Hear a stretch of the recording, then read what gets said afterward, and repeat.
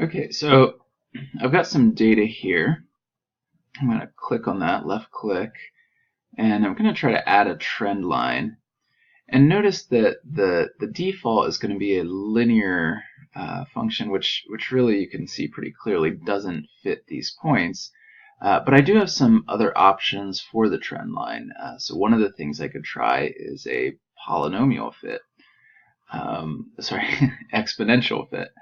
And you can see here that that models the points somewhat. I can also look at a polynomial, and the order here is the degree of the polynomial. So this would be like an x squared, or if we're talking in complexity, runtime complexity, this could be big O n squared.